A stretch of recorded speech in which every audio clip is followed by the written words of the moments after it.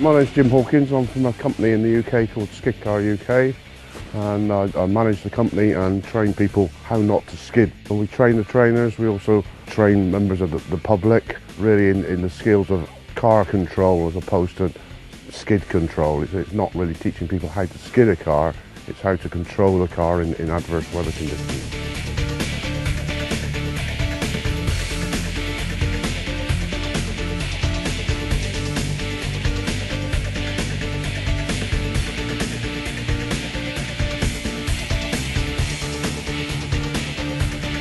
It will only benefit people if they could come out here, drive in adverse conditions, but realise that there is a certain way of driving in those conditions. You have to lower your limit, and that's the main thing, is finding the limit point and driving to those conditions.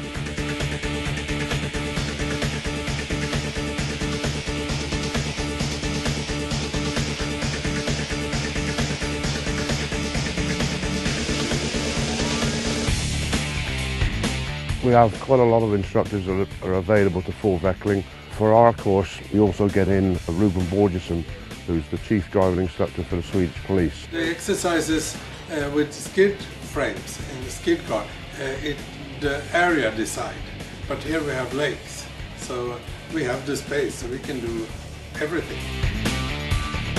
We use a training company out here, a driver training company called Full Veckling, and they have 4 lakes available at different heights on the side of the mountain here, and they set up a course that allows us to do slaloms, evasive actions, and we have a track as well, so we do timed runs, not against each other, it's not a race, it's timed runs against the gizmos, so we have ESC off, ESC on. The snowbanks aren't that hard, so if somebody does go off, it doesn't really matter. It allows people just to push the limit a little bit and see that there is a limit to a vehicle and a limit to a driver's ability. We have a front-wheel drive car, we have rear-wheel drive automatics, so right across the board.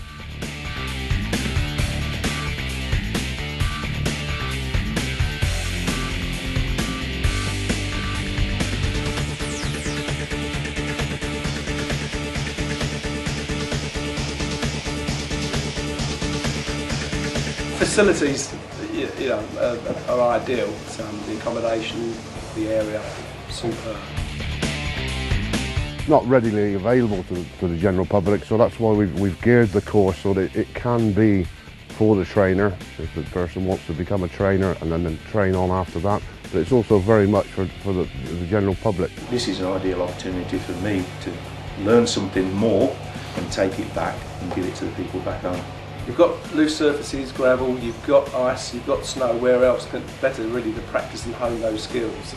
I think it'd be a bit of a wake-up call to a lot of people, realising how violent the vehicle can react when you haven't got that extra traction. The main lesson to be learned is the actual distance that a vehicle can travel if you misjudge something and you have to brake in emergency.